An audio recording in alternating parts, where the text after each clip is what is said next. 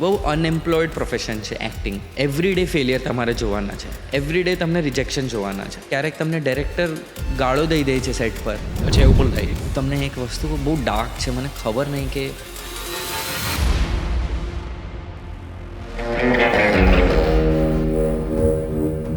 It's not easy. આ journey બધા માટે પોસિબલ નથી હોતી. ઘણા લોકોની આખી જિંદગી નીકળી જાય છે અહીંયા સુધી પહોંચવા માટે. કોઈ વ્યક્તિએ કેમિયો કર્યો તો એની પાછળ એક્સ્ટ્રામાં ઊભું રહેવું અને ત્યાંથી અહીંયા પહોંચવું કે તમારા ખભા પર આખી ફિલ્મ માઉન્ટ થતી હોય. યશરાજમાં ડેબ્યુ મળવું, ધર્મા ફિલ્મમાં કામ કરવું, આ બધું મેં વિચાર્યું નહોતું. અને એનાથી મને ખબર પડી કે મેજિક થાય છે લાઈફમાં. ક્યારે પણ કાંઈ પણ થઈ શકે. सीखता हूँ मैं आज, आगे भी सीखता जाऊंगा. ऑस्कर में हूँ पहुंचा, अब नेक्स्ट टाइम ऑस्कर भी ले आऊंगा.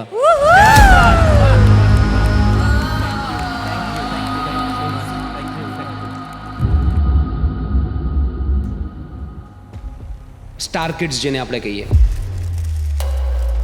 એમની અપબ્રિંગિંગ અલગ છે, એમનો વિચારવાનો આખો તરીકો અલગ છે, ઝોન અલગ છે, ભાષા અલગ છે. તો ત્યારે એવું લાગ્યું કે યાર હું થોડો લેફ્ટ આઉટ છું, કે તમને એવું કોઈ ફીલ કરાવ્યું હોય કે યાર યુ ડોન્ટ બિલોંગ હિયર, એવું ક્યારે લાગ્યું? હું કેનમાં જતો હતો ને, તો હું ત્યાં જ્યારે જવાનો હતો, અરે મેં કીધું બાપ રે, ત્યાં તો લોકો દિગ્ગજ આવશે, ઇંગ્લિશમાં સવાલ પૂછશે, તો હું જવાબ કેવી રીતે આપીશ? મને સમજાશે જ નહીં. તો હું રાતે સૂતો હતો ને, મને એમ થતું હતું કે કંઈક કારણસર આ કેન્સલ થઈ જાય બધું.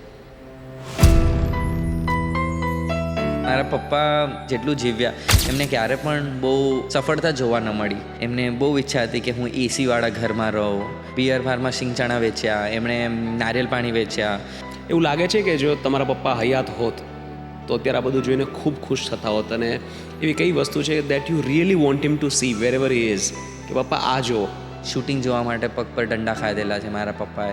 તો હવે તો મારી સાથે શૂટ પર આવત તો એમને કેવી મજા આવે. તો એક ઇમેજિન કરતો હું કે એમને કેવું લાગતું હોત.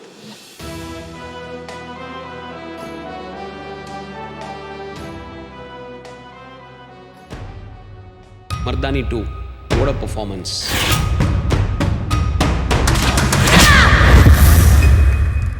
કે એક સમય એવું લાગે કે યાર જો આ માણસ મારી સામે હોય તો હું મારું આને. અરે તો હવે સામે ચીલો મારી જ લ્યો. રાઈટ, આટલું જબરજસ્ત પરફોર્મન્સ અને કેવા કેવા ઇમોશન્સ તમે એમાં કાઢ્યા છે. ક્યાંથી આવ્યું આ? ડેબ્યુ થવાનું હતું આટલા મોટા પ્રોડક્શન હાઉસમાં, આટલા મોટા સ્ટારના સામે. આદિત્ય ચોપરા સર મળ્યા હતા ત્યારે એમણે કીધું હતું કે you are going to work in front of Rani Mukherjee. Okay, તો you know the meaning of. Yes sir, of course. Ego ना चप्पल बाहर, हिंदी में कहते थे ईगो के चप्पल तेरे बाहर रख के आ. मंदिर में जैसे चप्पल निकाल के आते वैसे निकाल के. ઓકે, સ્ટાર્સ જે હોય એ થોડા અનપ્રેડિક્ટેબલ પણ હોય. એમને મસ્તી કરવી હોય તો કરશે, પણ આપણે કેટલી કરી શકીએ ખબર નહીં. ક્યારે બગડી જાય એ લોકો, એનું આપણે રિસ્ક ન લઈ શકીએ. આવા કેરેક્ટર કરવાથી મગજ પર ક્યાં અસર પડે? શૂટ પત્યા પછીમાંથી બહાર નીકળતા થોડો સમય લાગે કે તમારું ઇન જનરલ બિહેવિયર ચેન્જ થઈ ગયું હોય? એ સમય પર તો બહુ થયું હતું. કાંદીવલીથી અંધેરી સુધી દીદીને લઈ ગયો આખા રસ્તામાં. ઓહો. અને ત્યાર પછી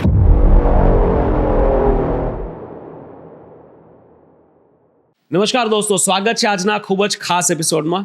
મિત્રો, આજના એપિસોડના આપણા જે ગેસ્ટ છે એક એવી વ્યક્તિ છે જેના પર આપણે બધાએ ખૂબ પ્રાઇડ ફીલ કરવું જોઈએ. ગુજરાતનું અને ગુજરાતીઓનું એક ઘરેણું કહેવાય, નાક કહેવાય. યસ, જો એમની જર્નીની વાત કરું તો ખૂબ જ નાના પરિવારમાં, એમની પરમિશન લઈને જો શબ્દનો ઉપયોગ કરી શકું તો ખૂબ ગરીબ પરિવારમાં એમનો જન્મ થાય છે. નાનપણમાં ફાધરનું અવસાન થાય છે. ત્યારબાદ માતા બધી જવાબદારી પોતાના ખભે ઉપાડીને બાળકને મોટા કરવાનું અને બાળકને પોતાના સપનાઓ ચેસ કરી શકે, પોતાના સપનાઓ સાકાર કરી શકે એ માટે સક્ષમ બનાવવાનું બીડું ઉપાડે છે. ખૂબ મહેનત કરે છે, ખૂબ પરિશ્રમ કરે છે, બાળકોને મોટા કરે છે. પણ બાળકને પણ ખબર છે કે નાનપણથી જવાબદારી આવી ગઈ છે. ને કોઈ એક મહાન વ્યક્તિ એવું કહેલું કે જ્યારથી ખબર પડે કે જવાબદારી આપણા ખભા પર આવી ગઈ છે ત્યારથી બાળપણ પૂરું થાય છે અને જવાની શરૂ થાય છે. તો ખૂબ નાની ઉંમરમાં બાળપણમાં જુવાન બની ગયેલા આજના જે જુવાન છે, એક એવા જુવાન કલાકાર છે કે જેના પર આખો દેશ એમનું કામ જોવા માટે તત્પર છે કે આ વ્યક્તિ આગળ જઈને કાંઈક અલગ કરશે, કાંઈક નવીન કરશે. કારણ કે ખૂબ નાની ઉંમરમાં એમને એવું કામ કરીને બતાવેલું છે કે લોકો આશ્ચર્યચકિત થઈ જાય. હું વાત કરી રહ્યો છું વિશાલ જેઠવાની, આપણા ગુજરાતી કલાકાર, પણ બોલિવૂડમાં જાણે ગુજરાતો ડંકો એમણે વગાડ્યો છે. મિત્રો, એમની ફિલ્મ હોમ બાઉન્ડ ભારતથી ઓસ્કારમાં ઓફિશિયલ સબમિશન હતી અને એમનું ઘણું બધું કામ ક્રિટિકલી ખૂબ અક્લેમ છે. ખૂબ એમના લોકો વખાણ કરે છે અને સારા સારા દિગ્ગજો એમના વખાણ કરે છે. આજે એમની સાથે આપણે બેસીને વાત કરવાની છે ને ગુજરાતી સાહિત્યના બહુ પ્રેમી છે અને આજનું જે કોન્વર્ઝેશન છે આખું આપણે ગુજરાતી ભાષામાં કરવાની છે. So we are very lucky to have him. વિશાલભાઈ, thank you so much for joining us. Welcoming you to the Jay Dhadeshwar show. Oh my god, thank you so very much જયભાઈ. તમે બહુ સરસ ઇન્ટ્રોડક્શન આપ્યું. આટલું સારું વિચારે છે બધા મારા બારામાં એ બધી મને ખબર પણ નથી. બટ થેન્ક યુ, તમે આટલી તારીફ કરી, આટલું મારા બારામાં આટલું સારું વિચારો છો, સાંભળીને મને બહુ જ ગમ્યું. ઇટ્સ જસ્ટ અ ગ્લિમ્સ ભાઈ. એટલે મતલબ we are really proud of you. અને મજા આવે યાર, ગુજરાતી કોઈ વ્યક્તિ આગળ વધીને ગુજરાતી ભાષામાં પાછું વાત કરતું હોય, ગુજરાતી ભાષાના ગીતો ગાતું હોય, નેશનલ ટેલિવિઝન પર નેશનલ ઇન્ટરવ્યૂઝમાં જ્યારે ગુજરાતના કલ્ચરને આવી રીતે રિપ્રેઝન્ટ કરતો હોય ત્યારે મજા આવે જોવાની કે કોઈ વ્યક્તિ જુવાન છે, ગુજરાતના કલ્ચર માટે પ્રાઇડ ફીલ કરે છે અને પાછો વર્ડથી કે પણ છે. હા, એ બહુ મહત્વની વાત નહીં, મને તો બહુ જ ગમે, કારણ કે મને એમ લાગે છે કે ગુજરાતી કલ્ચર આખું આપણું, કલ્ચરથી વધારે ગુજરાતી ફોક, મને ખૂબ પ્રેમ છે ગુજરાતી ફોકથી, બહુ જ.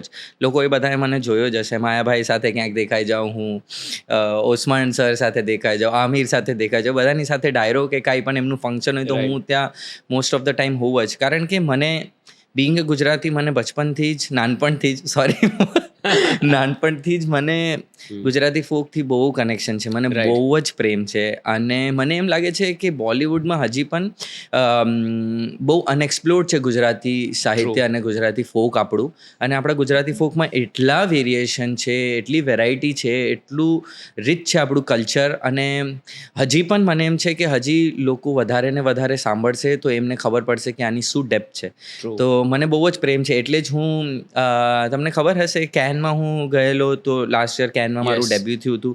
અને ત્યારે અમે ફિલ્મનું પ્રમોશન કરતા હતા અને એક બહુ જ ઇન્ટરનેશનલ ચેનલ હતી, ત્યાં અમારું ઇન્ટરવ્યૂ ચાલતું હતું. અને મને એમ કીધું કે તમે એક્ટર ન હોત તો તમે શું હોત?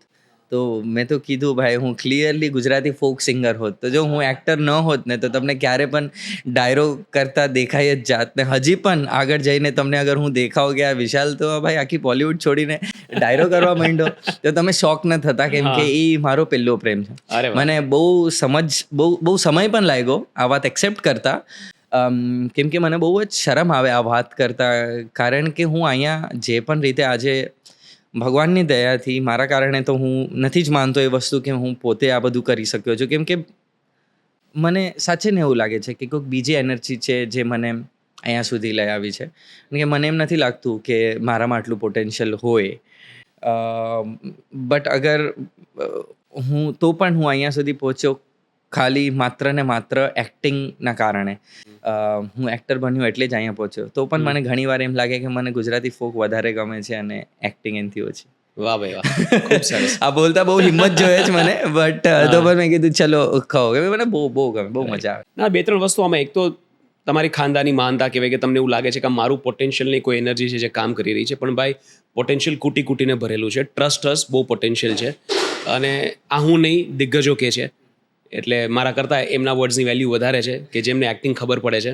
એટલે પોટેન્શિયલ તો ખૂબ ભરેલું છે અને ભગવાનની દયા છે પૂરેપૂરી. અને હજી ભગવાનને પ્રાર્થના કે વધારે દયા વરસાવે તમારા પર. નહીં, હું કેમ આવું કહું છું, હું મેં પહેલાં મને એકવાર વાત કરેલી છે, પણ મે બી શાયદ ગુજરાતી ઓડિયન્સ માટે નવી હશે.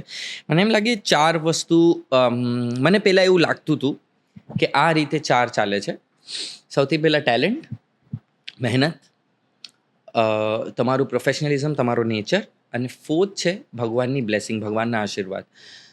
પહેલાં મને એમ લાગતું હતું કે આવી રીતે ચાલે છે. હવે મને ખબર પડી કે આ ટોટલ ઉલટું છે. હું એમ નથી કહેતો કે ટેલેન્ટ, મહેનત અને તમારું પ્રોફેશનલિઝમ ન હોય તો બધું ચાલી જાય, ખાલી ભગવાનના આશીર્વાદ જોઈએ.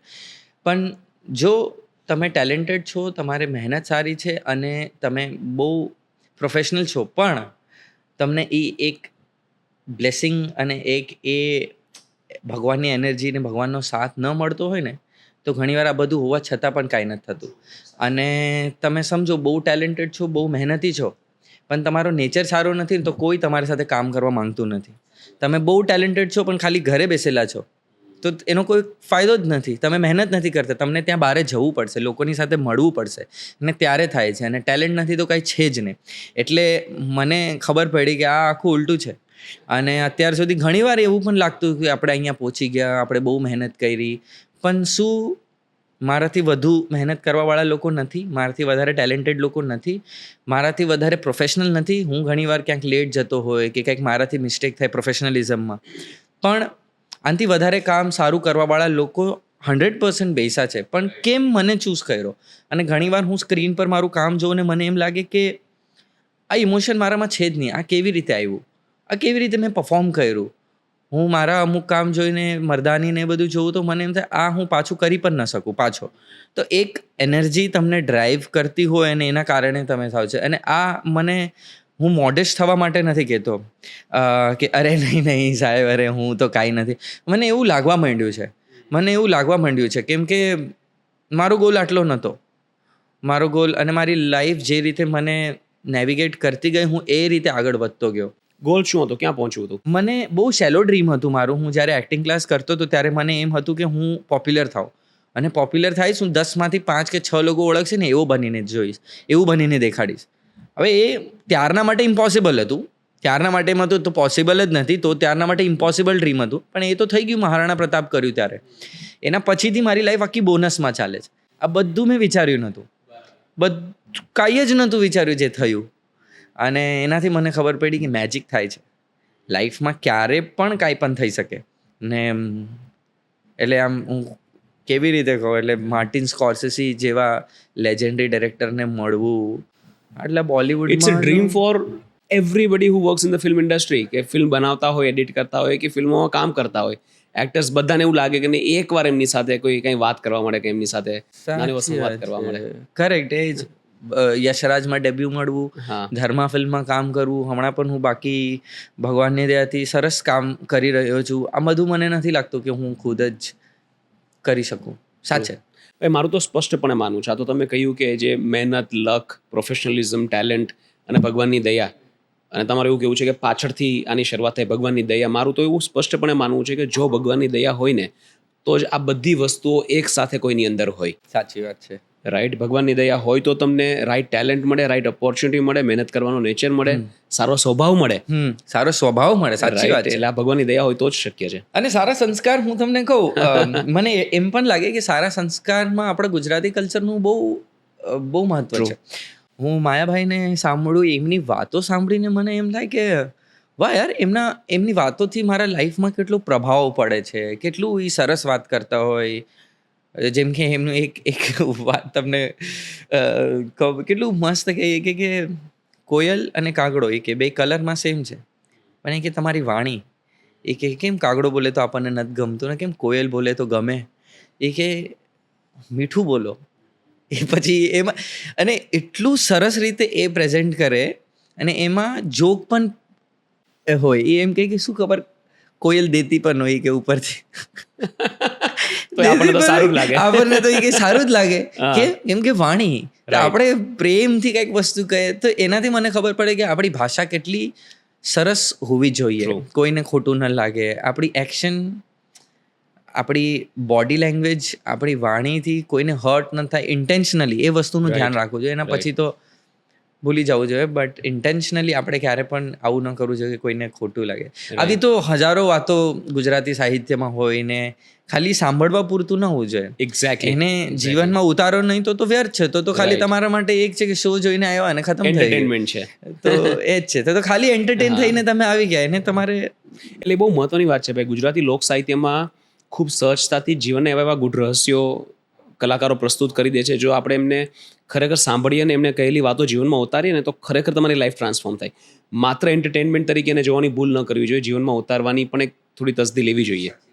યસ, તમે કહ્યું કે સારી વાણી.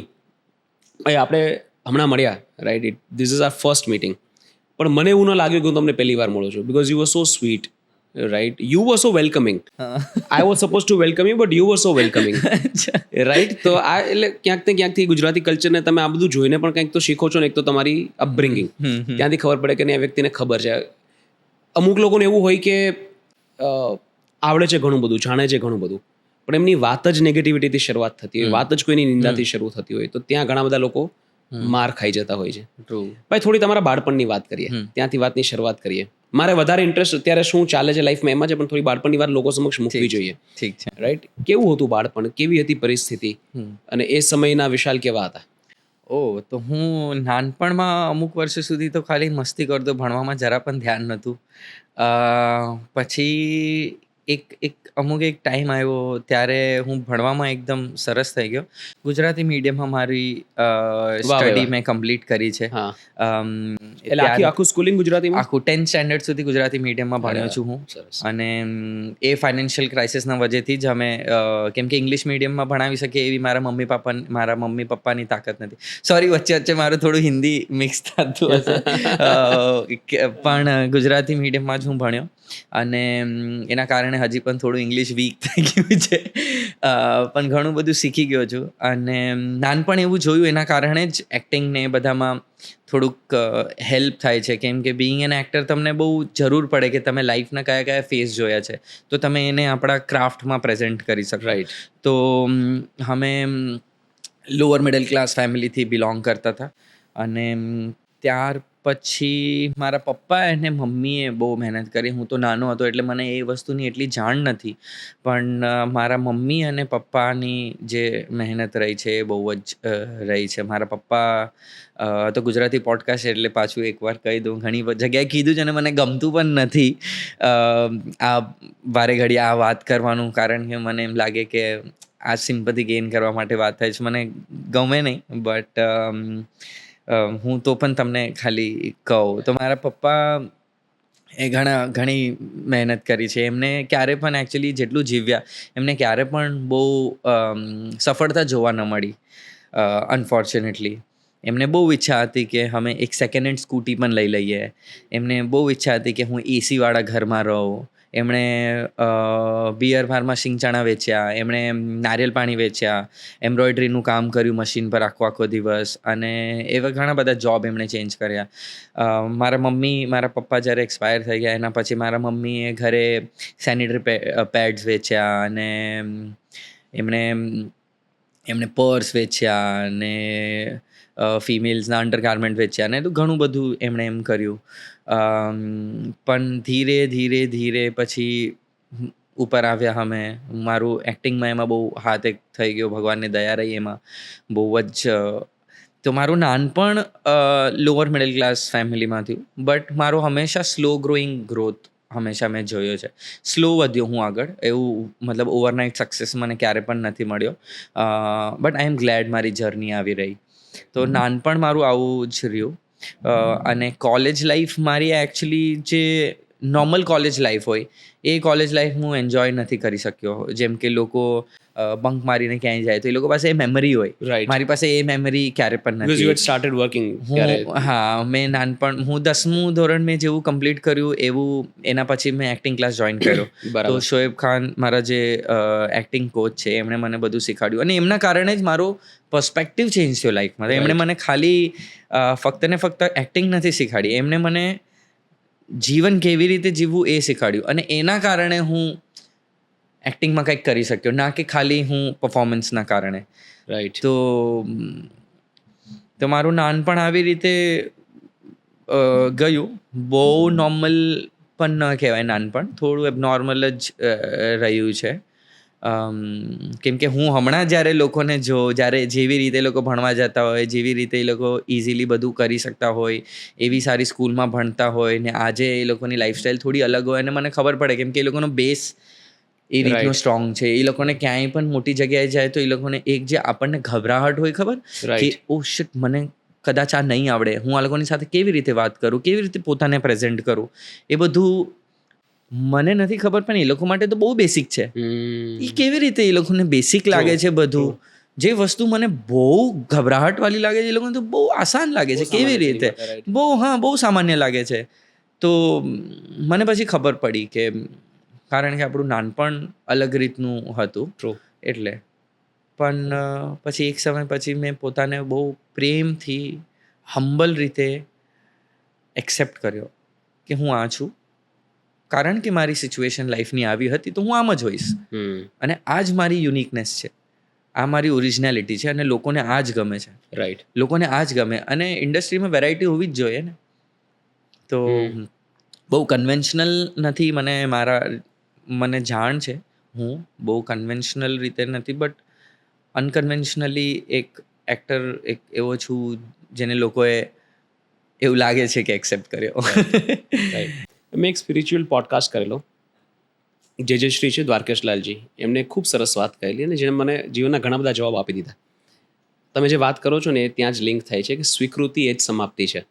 Once you acceptance is the ultimate solution. Yes જે તમે કહ્યું કે મેં મારી જાતને સ્વીકારી લીધી, કમ્પ્લીટલી એક્સેપ્ટ કરી લીધી કે ભાઈ આ મારું બેકગ્રાઉન્ડ છે, આ મારું કન્ડિશનિંગ છે, આ મારું અપબ્રિંગિંગ છે, હું આ જ છું. રાઈટ. હવે આને હું કાં એક પીટીની નજરથી જોઈ શકું, કાં એક ગ્લાનીની નજરથી કે વિક્ટીમની જેમ મારી જાતને જોઈ શકું, કાં હું આને મારા બેકગ્રાઉન્ડ તરીકે જોઈને આમાંથી મને શું ફાયદો થાય કે આને હું કેવી રીતે યુટિલાઇઝ કરી શકું, ચેનલાઇઝ કરી શકું, એ રીતે હું જોઈ શકું. રાઈટ. તો જ્યારે તમે પોતાની જાતને કમ્પ્લીટલી એક્સેપ્ટ કરી લો અને તમારી જાત સાથે ફરી પાછા પ્રેમમાં પડો ત્યારે તમે એ વસ્તુની રીતે જોઈ શકો. તો આ બહુ બારીક વસ્તુ છે. Yes. આને સમજવા માટે જ વર્ષો લાગી જાય. True. વર્ષો લાગી જાય, એક્સેપ્ટ કરવામાં વર્ષો લાગી Right. જાય. બટ આ વસ્તુ તમને લિબરેટ કરી નાખે. ટ્રુ. તમે એકદમ એવા ખુલી જાઓ અને બહુ પ્રેમથી ખુલી જાઓ, ઈગોથી નહીં. આપણે હમણાં એ જ વાત કરતા હતા. કારણ ને તો ઘણીવાર લોકો એક્સેપ્ટ કરતા હોય પણ કેવી રીતે, હા હું આવો છું તો છું ને, હવે હું આમ જ રહીશ, એ પણ ઈગો છે. Right. એ ને બહુ પ્રેમ, હું આમ છું. એ જ્યારે તમારામાં આવી જાય ને એટલે તમે એક અલગ જ પર્સનાલિટી થઈ જાઓ. અને આપણામાં બદલાવ લાવવા માટે સૌથી પહેલા એક્સેપ્ટન્સ જરૂરી છે. ટ્રુ. તમે જ્યારે એમ માનો જ નહીં કે હું આવો છું તો તમે બદલી કેવી રીતે શકો? તો તમે ડિનાયલમાં જ છો હંમેશા. Right. તમે ડિનાયલ, નહીં આવું કાંઈ નથી, નહીં હું જેલેસ નથી જ થતો. અરે પણ જ્યાં સુધી તમે માનશો જ નહીં કે તમે જેલેસ થાઓ છો ત્યાં સુધી તમે એને હીલ કેવી રીતે કરશો? તમે તો ડિનાયલમાં જ છો, તો તમને વર્ષો નીકળી જશે એક્સેપ્ટ કરવામાં. રાઈટ. ભાઈ યુ વેરી લકી કે અન્ડરસ્ટેન્ડિંગ છે આ ઉંમરે. હા. આટલી ક્લિયરલી અન્ડરસ્ટેન્ડિંગ હોવી બહુ જરૂરી અને બહુ સારું કહેવાય કે અન્ડરસ્ટેન્ડિંગ છે. કે એક્સેપ્ટ કરી લો યાર. ડિનાયલમાં રહેશો તો ક્યારેય ગ્રોથ નહીં થાય. The moment you leave the shackles of denial, એ ભેગા તમે એક્સેપ્ટન્સમાં આવી જશો અને તમારો ગ્રોથ ત્યાંથી શરૂ. બીકોઝ હવે તમને ખબર છે કે એના પર કામ કરવાનું છે. ટ્રુ. રાઈટ. સાચી વાત છે. રાઈટ. તો યુઝ્યુઅલી જેની ફાઇનાન્શિયલ કન્ડિશન ડિફિકલ્ટ હોય એ લોકો કન્વેન્શનલ કરિયર પાથ ચૂઝ કરે. રાઈટ. તમે એક્ટિંગ કોચિંગ શરૂ કર્યું તો નાનપણથી એક્ટિંગ કરવી હતી, એક્ટર બનવું હતું, કેવું લાગતું હતું કે અહીંયા કંઈક તો આપણું થઈ જશે, કે કોઈ હતું કે જે ગાઈડ કરતું હતું કે આવું કરવું જોઈએ? What was the situation? આ ડિસિઝન કેમ લીધો? તો એક મારો ફ્રેન્ડ છે, એનું નામ છે સ્વરૂપ શેટ્ટી. ઠીક છે. એ છે ને અમારા આસપાસમાં એક ડાન્સ ક્લાસ જતો હતો. તો એ મને આવીને હર વખતે કહેતો કે ભાઈ હું છે ને આ જે ટીવીમાં જે ઓલા એન્કર્સ ને બધા દેખાય ને એની પાછળ ડાન્સ કરવા જાઉં છું. તો મને એમ થતું વાવ, આ તો બહુ સારું કહેવાય. મેં કીધું મને પણ ડાન્સ ક્લાસ જોઈન કરવું છે. તો દેખાદેખીમાં મેં ચાલુ કરી નાખ્યું. પણ એ મને ખબર હતું એ થોડા દિવસનું ફેસિનેશન છે. અને એક મેં એઝ અ બેકગ્રાઉન્ડ ડાન્સર કામ કર્યું પણ સારેગામા લિટલ ચેમ્પ્સમાં. તો એમાં મેં ડાન્સ ક્લાસ જોઈન કર્યું અને પાછળ ડાન્સ કરતો હતો હું થોડા સમય. એકાદ શો કર્યો મેં ખાલી. પછી મને એમ લાગ્યું કે આ મારા માટે તો છે નહીં. આ વસ્તુ ગમે છે, મજા આવે છે, પણ મને નથી લાગતું આમાં કાંઈ. આમ નાનપણમાં એક એવી ફિલિંગ હતી, ખબર નહીં કેવી રીતે આવી. અને ત્યાં એક એક્ટિંગ ક્લાસ જોયું મેં. એક્ટિંગ ક્લાસ જોયું ને હું પાછો ફેસિનેટ થઈ ગયો. એક્ટિંગ ક્લાસીસ એટલે એક્ટર, એક્ટિંગ ક્લાસ, આ બધું સાંભળીને, ઇન્ડસ્ટ્રી સાંભળીને કેવું ફેસિનેશન હોય, ઇન્ડિયન્સમાં હોય આમ. તો હું પણ એમ જ હતો અને હું અંદર ગયો અને અમે પૂછ્યું કે કેટલા પૈસા થાય. ફોન કર્યો, મળવા ગયા, કેટલા પૈસા થાય અમે પૂછ્યું. તો એમણે અમને થોડા પૈસા કીધા. એ સાંભળીને થોડા હલી ગયા અમે કે અરે બાપ રે, આટલા પૈસા તો અમે એમને કીધા હતા કંઈક 30,000 એમ કીધું હતું. તો અમને એમ થયું કે બાપરે આ તો નહીં થઈ શકે. મારા મમ્મીને કીધું. મારા મમ્મીએ એમ થયું કે તને કરવું જ છે? હા મમ્મી કરવું જ છે. હવે 10th સ્ટેન્ડર્ડનો છોકરો જોશમાં એકદમ, હા મમ્મી કરવું જ છે. તો પછી હું નીચે રમતો હતો તો મારા મમ્મી એકવાર એમને વહી ગયા એ સર પાસે ને પૂછ્યું કે શું છે, કેવી રીતે ફીસ દઈએ. તો મારા મમ્મી ઇન્સ્ટોલમેન્ટમાં પેમેન્ટ કરવાની વાત કરી. તો મારા મમ્મીએ 3-4 મહિનામાં અમે આટલા પેમેન્ટ કરી નાખશું, તમને મહિને આટલા પૈસા આપશું, એવી રીતે મમ્મીએ વાત કરી. અને એ માની પણ ગયા. તો મમ્મી આવીને મસ્તી કરતા હતા મારી સાથે કે ન થયું. તો હું નારાજ થઈ ગયો કે યાર મમ્મી યાર કરવું છે મને. મમ્મી કે કરી નાખ્યું, સારું તારું એક્ટિંગ ક્લાસમાં આપણે ક્લાસીસમાં પૈસા ભરી નાખશું, ટેન્શન નહીં લે, તું જાજે. પછી મેં જવાનું ચાલુ કર્યું અને મારું ડેડિકેશન ટુવર્ડ્સ એક્ટિંગ એટલું વધી ગયું મને જ ન ખબર પડી. તો આમ બહુ વરસાદ આવતો હતો એક દિવસ, બહુ વરસાદ, આમ ખબર ઘણીવાર આમ ધોધમાર વરસાદ આવતો હોય તો મને ખબર છે આખો ભીનો થઈ ગયો. સાયકલમાં જતો, સાયકલમાં આટલું પાણી ભરાઈ જતું. તો હું ઉતરીને ચાલીને ગયો અને મને ત્યારે થોટ પણ ના આવ્યો કે હા ન જવાય, આટલો વરસાદ આવતો હોય તો ન જવાનું હોય, કે કંઈક ગટર હોય કે કંઈ પણ આમ Right. કંઈક પગમાં લાગી જાય કે આટલું રિસ્ક તો ન જ લેવું જોઈએ. તો સર ઓલરેડી ક્લાસમાં હતા ને હું ગયો ને આખો ભીનો મેં એક્ટિંગ ક્લાસ લીધા અને મને સરે પણ કીધું આજે ન આવ્યો તો ચાલી જાત. તો મેં કીધું નહીં એમાં શું મતલબ બહુ મોટી વાત છે. હવે જ્યારે પાછળ જઈને વિચારો તો લાગે છે કે ઓહ અચ્છા બહુ ડેડિકેશન બહુ પાગલ પણ બહુ હતું મારામાં. આમ એકદમ આમ પતલો એકદમ પેશન્ટ જેવો લાગતો. બટ મીરા રોડ સ્ટેશન પર અમે નુક્કડ નાટક કરતા આમ સ્ટ્રીટ પ્લે. તો ત્યારે બધા મોટા લોકોની સાથે હું કરતો. આમ બધા ઉંમરમાં મોટા હતા, હું એકદમ નાનો અને મારો અવાજ સૌથી ઊંચો. તો મારી બેન ત્યારે જ જોઈને મને એમ વિચારતી કે હા કંઈક બનશે. દીદીને એ લોકોને બહુ ભરોસો હતો મારા પર હજી પણ. હાઉ સ્વીટ યાર. મતલબ I would like to thank your mother. Aunty thank you so much, તમે ડિસિઝન લીધો. હા અને મારા મેસેજ પણ પેરેન્ટ્સને આપવો છે કે જો ફિનાન્શિયલ કન્ડિશન આવી ડિફિકલ્ટ હોય છતાં કોઈમાં આવો ડિસિઝન લઈ શકતી હોય, તો જો તમારી ફિનાન્શિયલ કન્ડિશન બરાબર હોય તો તમારા બાળકોના ડ્રીમ પૂરા કરવા માટે તમે પણ આવા ડિસિઝન્સ લઈ શકો. સાચી વાત છે. Right, that one decision change your life. True right, અને અમને આવા સરસ કલાકાર મળ્યા. થેન્ક યુ સો મચ આંટી, ખૂબ સરસ ડિસિઝન લીધો. ત્યાર પછી શું થયું? ફર્સ્ટ બ્રેક કેવી રીતે મળ્યો? ફર્સ્ટ બ્રેક એકચ્યુઅલી એમ તો ફર્સ્ટ બ્રેક કોને કાઉન્ટ કરું મને ખબર નથી. એકાદ ફિલ્મ પણ કરેલી જે ક્યારેય બહાર નહીં આવે, આવા એક ખરાબ એક્સપિરિયન્સવાળી એક ફિલ્મ કરેલી, બહુ ખરાબ એક્સપિરિયન્સવાળી. બટ મારો ફર્સ્ટ ટેલિવિઝન પ્રોજેક્ટ હતો પરવરિશ. તો પરવરિશ કરીને એક સોની પર આવતો હતો શો. તો એમાં એક છોકરો હતો જે કેમિયો કરતો હતો. એના પાછળ કોઈક ફ્રેન્ડ હોય ને બરાબર. જે પાછળ જઈને ખાલી હસવાનું હોય એને. ઓહો, એને એક નાનો એવો ડાયલોગ હતો. તો પાછળ ઉભા હસવાવાળો રોલ કર્યો હતો. તો બરાબર. એ આઈ થિંક 2011 કે 12માં મારું ફર્સ્ટ ટેલિવિઝન શો આવ્યો હતો, જ્યારે હું ફર્સ્ટ ટાઈમ ટીવીમાં દેખાણો હતો. બરાબર. યસ. ત્યારે બહુ એક્સાઇટમેન્ટ હશે ને, ટીવી સામે બેસી ગયા હશે બધા હા કે હું આજે દેખાઈશ. અને બધાને દેશમાં પણ મારા માસીને એને બધાને હા. કોલ કરીને કે આજે વિશાલ આવવાનો છે, આજે વિશાલ આવવાનો છે. એ બધા લોકો કહે કે અરે આ તો આવીને ફટાફટ વયો પણ ગયો. હવે એમને કેમ કહું કે યાર આટલું પણ બહુ મુશ્કેલ હતું અહીંયા પહોંચવું. રાઈટ. પણ યાર તમે જ્યાંથી શરૂઆત કરી ત્યાંથી તમે જ્યાં પહોંચ્યા છો, it's not conventional, it's not easy. આ જર્ની બધા માટે પોસિબલ નથી હોતી. ઘણા લોકોની આખી જિંદગી નીકળી જાય છે અહીંયા સુધી પહોંચવા માટે.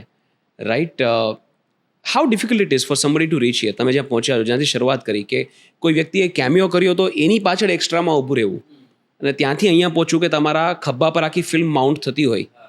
રાઈટ, અને એ પણ આટલા શોર્ટ સ્પેનમાં, આટલી નાની ઉંમરે. કેટલું અઘરું છે ત્યાં સુધી પહોંચવું? એટલે તમે એને બે રીતે જોઈ શકો. જો બે તરીકા છે.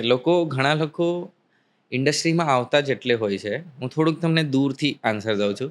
ઘણા લોકો ઇન્ડસ્ટ્રીમાં આવતા જ એટલે હોય છે કેમ કે એમને સ્ટાર બનવું છે, એમને નામ કમાવવું છે, એમને પૈસા કમાવા છે, એને ઇન્ડસ્ટ્રીથી બહુ બધું જોઈએ છે. પણ એ લોકોને એક્ટિંગથી પ્રેમ છે કે નહીં એ ક્વેશ્ચનમાં છે.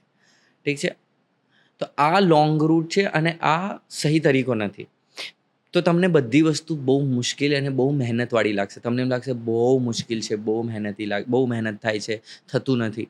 પણ એક તરીકો એમ છે, એ અપ્રોચની વાત છે. તમારો અપ્રોચ એમ છે કે તમને એક્ટિંગ પસંદ છે, તમને તમારું કામ બહુ ગમે છે અને એના બાય પ્રોડક્ટમાં તમને નામ, ફેમ, પૈસા, ઇજ્જત બધું મળે છે. તો તમને એમ ન લાગે કે આ બહુ ડિફિકલ્ટ છે. કેમ કે તમે હવે મેં 16 વર્ષ કામ કર્યું. મને ઘણીવાર એમ લાગે કે મેં શું કર્યું, મેં તો કોઈ મહેનત નથી કરી, કારણ કે હું તો એ જ કરું છું જે મને ગમે છે. તો એક બીજા પર્સપેક્ટિવના રીતે જોઉં તો તમને મુશ્કેલ તો છે, એમ હું તમને કહી શકું કે અઘરું તો થશે, કારણ કે બહુ અનએમ્પ્લોયડ પ્રોફેશન છે એક્ટિંગ. એવરી ડે ફેલિયર તમારે જોવાના છે, એવરી ડે તમને રિજેક્શન જોવાના છે. હવે તમને ગમે એટલું તમારું કામ ગમતું હોય અને તમને પ્લેટફોર્મ જ નથી મળતું, તો તમે ચીડી જશો, તમને ઘણીવાર રોવું આવી જશે, તમને બહુ સેલ્ફ ડાઉટ થશે. અને તમને એક્ટિંગ એવી વસ્તુ છે ને કે એવરી ડે તમને રિજેક્શન જોવા મળશે, એવરી ડે ફેલિયર જોવા મળશે. તો તમે ખાલી પરફોર્મન્સથી જ નહીં, તમે મેન્ટલી બહુ વધારે સ્ટ્રોંગ હોવા જોઈએ, ઇમોશનલી તમે બહુ સ્ટ્રોંગ હોવા જોઈએ કે તમે રોજ ફેલિયર એક્સેપ્ટ કરી શકો છો અને સ્પોર્ટિંગલી લ્યો છો. અને હરેક દિવસો સારા નથી હોતા. ક્યારેક તમે ઓડિશનમાં જાઓ, તમે એટલું ઘટિયા પરફોર્મ કરો, તમને જેમ લાગે કે મને કાંઈ નથી આવડતું. અચ્છા, એવું પણ થાય? એવું જ થાય તમને કે. અને ક્યારેક તમે એકદમ ઘણીવાર પ્રિપેર્ડ ન હોય ને તમે જાઓ ને તમારાથી એટલું સરસ ટેક નીકળે ને લોકો વાહવા કરે છે તમારી, ક્યારેક તમને ડાયરેક્ટર ગાળો દઈ દે છે સેટ પર, ખીજાઈ જાય છે બધાની સામે, તો તમને એટલું હ્યુમિલિએશન ફીલ થાય છે કે બાપરે યાર અમે આટલી તો શું ગડબડ કરી નાખી મેં કે મને આટલું બધાની સામે કહી ગયા.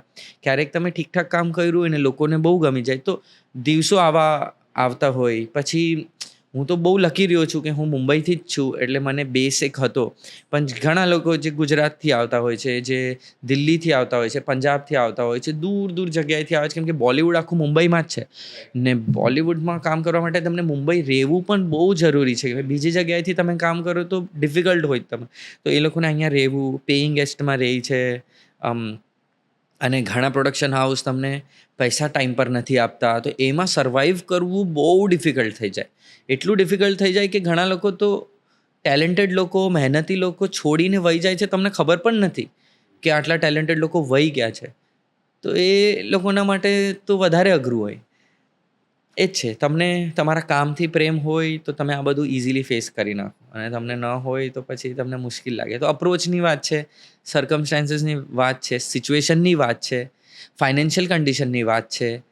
તો આ રીતે તમે જોઈ શકો તો બે અલગ અલગ પર્સપેક્ટિવ છે જ. એટલે તમે તમારી કળાના ગળા ડૂબ પ્રેમમાં હોવા જોઈએ. You have to be madly in love with your work, with your art. કે આ બધું તમને સામાન્ય લાગે, ઠીક છે જોઈ લઈશ, મને એક ચાન્સ મળશે, એમાં બધાની કસર કાઢી લઈશું. અને આના બાય પ્રોડક્ટમાં તમને ફેમ ને બધું જોતું. રાઈટ. તમને ફેમના માટે તમે આ કરશો તો તમને અઘરું જ લાગશે, તમને એમ લાગશે કે બહુ મહેનત છે. રાઈટ. એમ. અને હું તો એક ફોર્મ્યુલા ઘણા લોકોને એમ કહું કે તમે ઇન્ડસ્ટ્રીમાં આવો છો, તમે એમ વિચારીને આવો કે હું જીવનભર એક્ટિંગ કરીશ, કેમ કે મને એક્ટિંગ બહુ ગમે છે અને કળા મતલબ પરફોર્મ કરવાનું મને બહુ ગમે છે, અને જીવનભર મને કામ નહીં મળે તો પણ હું આજ કરીશ કેમ કે મને આ બહુ ગમે છે. તો તમે સક્સેસ થશો.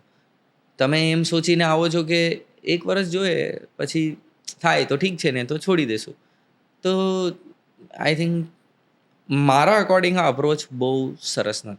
મારા અકોર્ડિંગ આમ જોઈએ તો ગુરુ મંત્ર છે જે તમે કહ્યું એમ, it's very simple thing but very difficult to implement. બહુ સિમ્પલ છે કે તમે તમારી કામના પ્રેમમાં હોય તો તમને જ્યારે ક્યારે પણ મોટો ચાન્સ મળે ત્યારે તમે આટલા વર્ષની કસર એક સાથે કાઢી લેજો, તમને ફેમ મળશે, પૈસા મળશે, બધું મળશે, બટ તમે કલાના પ્રેમમાં રહો તો ક્યારેક ચાન્સ મળશે. પણ જે ટકી રહેવું ને, કે વચ્ચે વર્ષોના વર્ષો એવા જતા રહે કે અમુક મહિના એવા જતા રહે કે તમારી પાસે કોઈ કામ નથી, મલ્ટિપલ રિજેક્શન્સ મળે છે, અને તમારી સાથે જે સ્ટ્રગલ કરતા હોય કદાચ આગળ વધતા જતા હોય, એમને જોઈને તમને વધારે ઇન્સિક્યોરિટી ફીલ થાય, યાર હું ક્યારે કરીશ. આ બધું એક એક્ટરની લાઈફમાં થતું હશે. ટ્રુ. એવું ઇન્સિક્યોરિટી આવે ઘણીવાર. હું એ વસ્તુમાં થોડો લકી એટલે રહ્યો કેમ કે એ હું હતો જે આગળ નીકળો, તો મને થોડુંક એ ઓછું ફીલ થયું. અને પ્રોફેશનલી હું ખબર નહીં થોડો સેફ જ ફીલ કર્યો છું અત્યાર સુધી. મને બહુ જ વધારે એ વસ્તુની તકલીફ નથી થઈ, કાં તો મારા લાઈફમાં એવી વસ્તુ આવી જ નથી. અને એક ઇમ્પોસ્ટર સિન્ડ્રોમ જ કહેવાય, એનો જ પાર્ટ છે કે મને ખબર નહીં, મને ઘણીવાર એવું જ લાગતું કે મને કાંઈ આવડતું નથી. That's impostor syndrome. એટલે મને ક્યારે એવું આવ્યું જ નહીં. તો કોઈ આવી આગળ નીકળ્યું તો મને પહેલાથી જ હું ખુદને ઓછો જ માનતો, તો મને ક્યારે ફરક જ નતો પડતો. ક્યારે એવું થાય કે આઈ ડોન્ટ બિલોંગ હિયર. હું તમને એક નાનું એક્ઝામ્પલ આપું. જ્યારે હું સુરતથી અહીંયા શિફ્ટ થયો, હું પણ ગુજરાતી મીડિયમમાં ભણેલો છું ને, એકદમ બેઝિક ગુજરાતી મીડિયમની શાળા, એવી શાળા કે જ્યાં અમારા ઇંગ્લિશના પ્રોફેસર એવું કહેતા કે તમારે ફ્યુચર શબ્દનો સ્પેલિંગ યાદ રાખવો હોય તો ફૂટુરે યાદ રાખવાનું, એટલે તમને સ્પેલિંગ સીધો યાદ રહી જાય. રાઈટ. હવે એવા બેકગ્રાઉન્ડમાંથી મેં NM કોલેજમાં એડમિશન લીધું કે જ્યાં બધા વિચારે પણ ઇંગ્લિશમાં છે. રાઈટ. અને NM મીઠીબાઈ, એ બધું આખું કેમ્પસ એક, અને જે પહેલો ફેસ્ટિવલ આવ્યો ત્યારે people var dancing and they were doing preparation. અને જ્યારે હું ત્યાં ગયો ને ત્યાંનો માહોલ જોયો, જે હિસાબથી લોકોએ કપડાં પહેરેલા હતા, જે હિસાબથી લોકો એકબીજા સાથે બિહેવ કરતા હતા, એટલે દેવર ઇન ધેર ઝોન. પણ મને એવું લાગતું હતું કે હું આ લોકો કરતાં કેટલો અલગ છું, હું આમાં કેવી રીતે ફિટ થઈશ. એટલે મેં મારા ફ્રેન્ડને કીધું કે એ પણ સુરતથી હતો, મેં કીધું યાર હું વિડ્રો કરી લઉં છું, બિકોઝ આઈ ડોન્ટ થિંક આ કલ્ચરમાં હું જેલ થઈ શકીશ, કારણ કે આ બધું મારા માટે બહુ એડવાન્સ છે, બહુ આગળ છે. સોરી. રાઈટ. તો તમને એવું થયું ક્યારે? મને બહુ થયું આવું.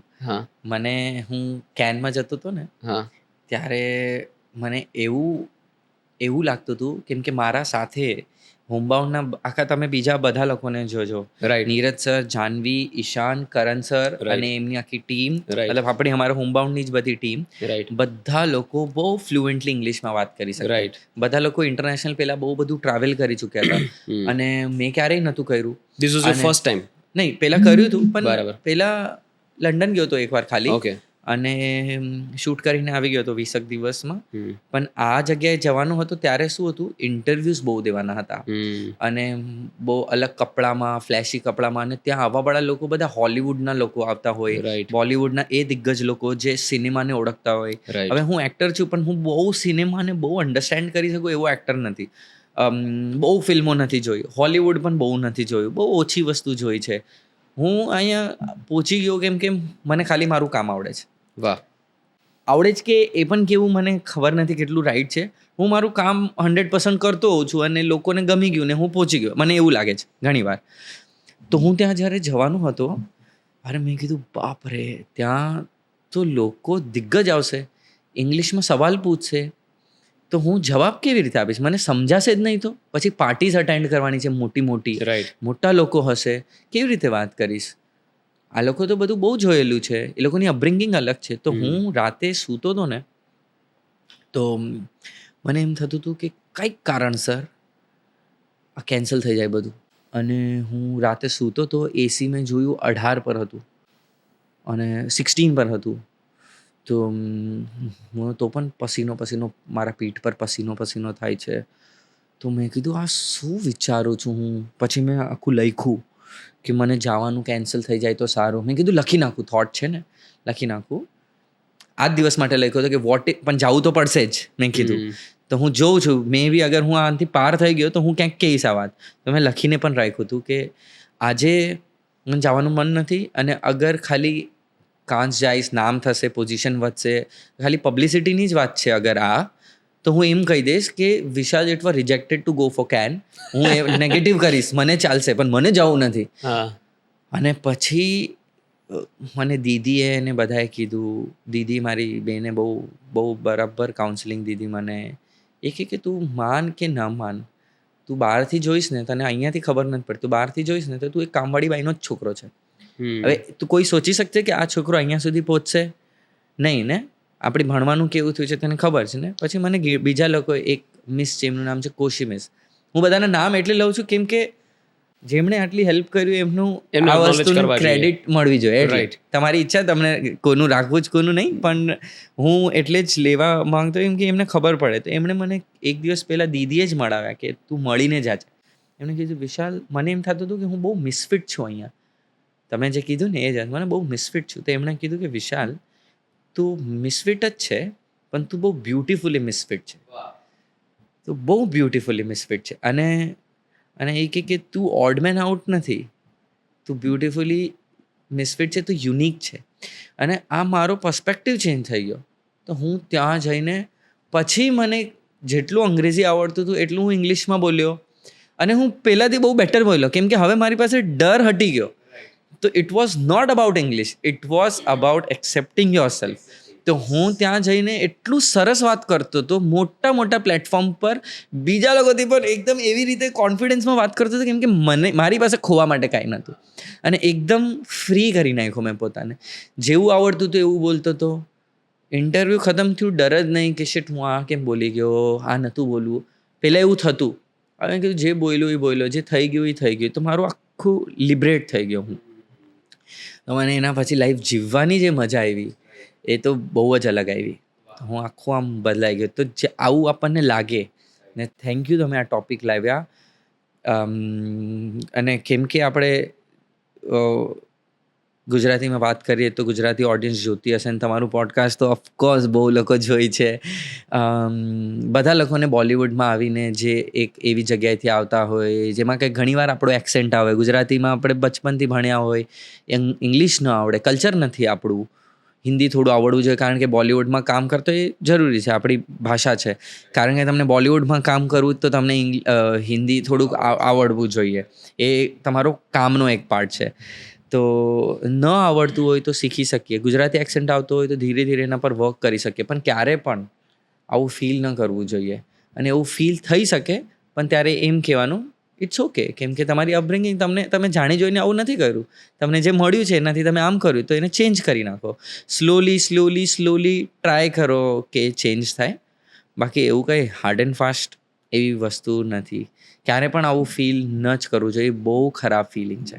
એ બહુ ખરાબ ફિલિંગ. રાઈટ ના, અને આ થોડો આ ટોપિકને આગળ લઈ જઈએ, કારણ કે ઘણા બધા લોકો જ્યારે ગુજરાત છોડીને બહાર જાય, હવે તો એવું નથી ભાઈ, હવે તો ત્યાં પણ લોકો બહુ એડવાન્સ થઈ ગયા છે અને બહુ સારી રીતે બધી ભાષાઓ બોલે છે, હિન્દી ઇંગ્લિશ બહુ ફ્લુઅન્ટલી બોલે છે. પણ હજી જે નાના નાના ગામડાઓમાંથી આવે છે કે Tier 2 Tier 3 સિટીઝમાંથી આવે છે, મુંબઈ પહેલી વાર ભણવા આવે, ત્યારે એ લોકોને આ ફીલ થતું હોય.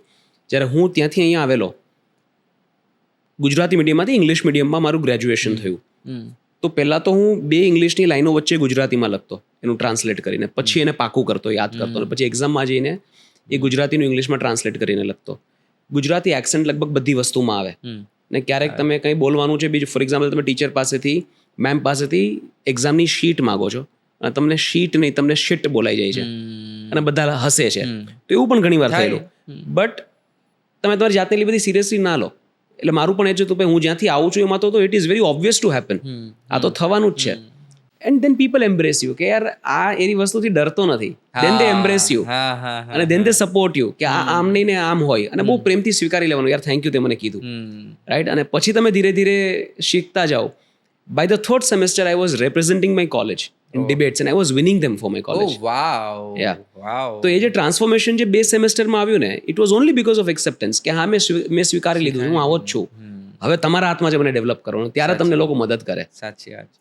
તમે જ્યારે ઈશાન અને જાનવીની સાથે હોમબાઉન્ડના થ્રુ આઉટ શૂટ દરમિયાન, પ્રમોશન દરમિયાન, કે તમે કેન ગયા સાથે, રાઈટ, ત્યારે ક્યારે એવું થયું કે હું થોડો ઓડ મેન આઉટ છું, કે હું ક્યારે લેફ્ટ આઉટ છું?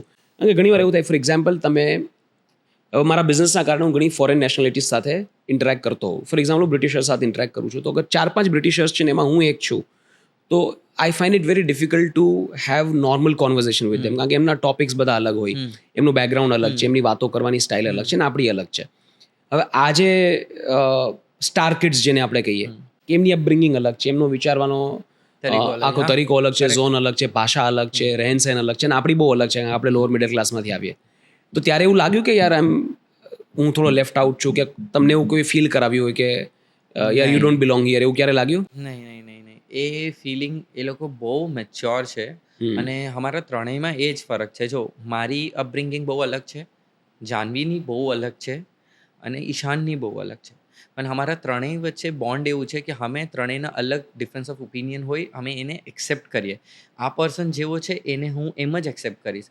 અને ઘણીવાર એવું થાય કે કોન્વર્ઝેશનના આપણે પાર્ટ ન બની શકીએ. કેમ કે સમજો ફોર એક્ઝામ્પલ કંઈક એવી કોફીની વાત થતી હોય જેને 5 કોફીના નામ ખબર, અને આપણને આપણા માટે કોફી એટલે કોફી. તો કોફી કોણસી કોફી, તો મને નથી ખબર કોણસી કોફી, આપણને એમ normal coffee, right. Normal coffee શું હોય મને ખબર નથી, આપણે નોર્મલ કોફી કહી દઈએ. તો આપણને એ બધું આવડતું ન હોય. તો મને એવું લાગતું પહેલાં એમ કે મને આ બધું આવડતું નથી. પણ જ્યારે મેં તમને કીધું ને, જ્યારે મારામાં એક્સેપ્ટન્સ આવ્યો, ત્યારે હું આખા ગ્રુપમાં સમજી લો કે બધા બહુ વાતો કરે ને હું નથી કરતો, હું ખુદના સાથે એટલો કમ્ફર્ટેબલ બેસતો. હા બોલો, મેં શીખ રહા હું. હા, જો સ્ટુડન્ટ લાઈફ મેં એક્સેપ્ટ કરી નાખી છે, અને સ્ટુડન્ટ લાઈફ બેસ્ટ લાઈફ હોય. અને ઘણીવાર મને ઇન્ટરેસ્ટ જ ન હોય શીખવાનો, તો પણ ઇટ્સ ઓકે. તો હવે હું કોઈ પાર્ટીમાં પહેલાં જતો ઓકવર્ડ લાગતું, હવે હું પાર્ટીમાં અગર એકલો પણ ઊભો હોય ને, તો હું કમ્ફર્ટેબલી આમ ઊભો હોય, બસ કંઈક નોટિસ કરતો હોય, કંઈક જોતો હોય, ખુદના સાથે ખુશ એકદમ. અને કોઈ ઓકવર્ડ ફીલ કરતું હોય તો હું એની પાસે જાઉં ને એને કહું કે કાંઈ પણ ઓકવર્ડ લાગે, હું અહીંયા છું, ટેન્શન નહીં લેતા. વાહ ભાઈ વાહ. કેમ કે અને હવે હું નવાથી નવા માહોલમાં વહી જાઉં, તો મને એમ ન લાગે કે મને કાંઈ નથી આવડતું, હું આમ છું તેમ છું. હું એકલા સાથે પણ કમ્ફર્ટેબલ રહી શકું, રાઈટ. તો એ મારું વહી ગયું છે. ઇટ્સ ઓકે ને, એ લોકોને આવડે છે, તો મને ઘણી એવી વસ્તુ આવડે છે જે એ લોકોને નહીં આવડતી હોય. તો હું આપણા ગુજરાતી ફોકની વાત તો એ લોકોને ક્યાંથી ખબર હોય, ના જ ખબર હોય ને. એમ આપણે આ જોયું છે, એમણે એ નથી જોયું. કદાચ એમણે જે ભણ્યું છે આપણને નહીં જ ખબર. એમને થોડું ઘણું ફ્રેન્ચ આવડતું છે, આપણને નથી આવડતું. નથી આવડતું, રાઈટ. અને બધી વસ્તુ આવડવી કઈ જરૂરી નથી. કરી પણ ન શકો તમે, કરી પણ ન શકો. રાઈટ. ભાઈ આજના એપિસોડનો સાર જ એ નીકળશે એક્સેપ્ટન્સ. તમે તમારી જાતને, તમારા ફ્લોઝને, તમારા બેકગ્રાઉન્ડને, તમારી અપબ્રિંગિંગને જસ્ટ એકવાર સ્વીકારી લો. જીવનની એટલી મજા આવશે ને, તમે બધી જગ્યાએ સારું ફીલ કરી શકશો. મજા આવશે. હા, રાઈટ. ગ્રેટ. સારું થયું આ કોન્વર્ઝેશનમાં ટોપિક નીકળો. આપણે થોડી ક્રાફ્ટની વાત કરીએ. મર્દાની 2, વોટ અ પરફોર્મન્સ. કે એક સમય એવું લાગે કે યાર જો આ માણસ મારી સામે હોય તો હું મારું આને. અરે તો હવે સામે ચૂક્યો, મારી જ લ્યો. રાઈટ. આટલું જબરજસ્ત પરફોર્મન્સ અને કેવા ઇમોશન્સ તમે એમાં કાઢ્યા છે, રાઈટ. ક્યાંથી આવ્યું આ? how did you design that character? How did you get into that character? You disappeared in that character. How? હા. તો ફર્સ્ટ આન્સર એ છે કે મને નથી ખબર અને બીજો આન્સર એ છે જે હવે બહુ ટેકનિકલ આન્સર છે કે અમે મારું ફર્સ્ટ ફિલ્મ હતું, ડેબ્યુ થવાનું હતું આટલા મોટા પ્રોડક્શન હાઉસમાં, આટલા મોટા સ્ટારના સામે. આદિત્ય ચોપરા સર મળ્યા હતા ત્યારે એમણે કીધું હતું કે you are going to work in front of Rani Mukherjee, okay, તો you know the meaning of it. Yes sir, of course. તો કે રાની મુખર્જી કેવી આર્ટિસ્ટ છે, first film is very important, now just surrender yourself to the director. હવે મેં આ પાક્કું કરી લીધું દિમાગમાં કે surrender yourself to the director. હવે જે ડાયરેક્ટર કે એ મારે માનવાનું, એ જે કે એ કરવાનું, બસ એટલું જ કરવાનું. કેમ કે એણે લખી છે સ્ક્રિપ્ટ, એને ખબર છે શું કરવાનું છે. મને આવડતું નથી, પહેલાં તો માની લીધું મને કાંઈ આવડતું નથી, પહેલાં ઝીરોથી ચાલુ કરીશ હું એકદમ. મને કાંઈ નથી આવડતું હવે, પણ તમને આવડે છે શીખાડતા અને હું શીખવાની ઈચ્છા રાખું છું, તો તમે મને શીખવાડો. તો એમણે મને વર્કશોપ ટ્રેનર આપ્યા, તો બહુ બધા વર્કશોપ કર્યા અમે. પહેલાં તો સ્વિમિંગ શીખ્યું, અંડર વોટર ફાઇટ સિક્વન્સ હતો અમારો, સ્વિમિંગ શીખો, ફાઇટિંગ પ્રેક્ટિસ થતી હતી, એ બધું બહુ બધા એક્સેટ્રા બહુ ડાયલેક્ટ કોચિંગ ને બધું થયું. પછી મેઇન હતું એક્ટિંગ વર્કશોપ મારું. એક્ટિંગ વર્કશોપ મારું બહુ ડિફિકલ્ટ હતું. સૌથી વધારે એક્સાઇટેડ હું એના માટે હતો કે એક્ટિંગ વર્કશોપ કરશું, એ આપણને મજા આવશે, કેરેક્ટરમાં ઘૂસશું, ક્રાફ્ટ પર વાત કરશું, સ્ક્રિપ્ટ પર વાત કરશું. પણ એમણે એવું કાંઈ ન કરાયું. પહેલા જ દિવસે મારી બેન્ડ વગાડી નાખી. પહેલાં તો મારા ઈગો આખો જે હતો, એમ તો હતો જ નહીં, પણ થોડો ઘણો પણ જે બન્યો ચલો હોય. હતો એ પણ થોડી નાખ્યો. हाँ. ईगो ना चप्पल बाहर, हिंदी में कहते थे ईगो के चप्पल तेरे बाहर रख के आ, अच्छा. मंदिर में जैसे चप्पल निकाल के आते वैसे निकाल के. ઓકે. પછી એમણે મને બહુ બધા વર્કશોપ આપ્યા. તારો કેરેક્ટર કયું છે, કયા જાનવરથી રિલેટ થાય છે, સ્ક્રિપ્ટ વાંચી ને, હા તું સોચ કે તારું જાનવર કયા કેરેક્ટર તારું કેરેક્ટર કયા જાનવરથી રિલેટ થાય છે. મેં કીધું ઠીક છે, જોઉં છું. મેં 2-3 જાનવર લઈને આવ્યો એમના પાસે. હું તરત બોલ્યો હતો કે એમ નહીં, સોચ 40-50 મિનિટ સોચ. 40-50 મિનિટ બેસીને વિચારું છું બંધ કમરામાં. પછી આવ્યો, કયું છે? મેં કીધું આ. નહીં, તારું જાનવર અજગર ના લાગ્યું તને? પાછી બેન્ડ વાગી મારી. પછી પાછો વિચાર્યું, પછી આખા રૂમમાં અજગરની જેમ ફરતો હતો. પછી કેરેક્ટરના કપડામાં રહેતો હતો, કારણ કે આપણે કપડાં પહેરીને આપણને કેરેક્ટર મળે, એક ફીલ આવે કપડામાં ચાલવાનું. પછી અમુક એવી વસ્તુ જે હું કંઈ પણ નહીં શકું.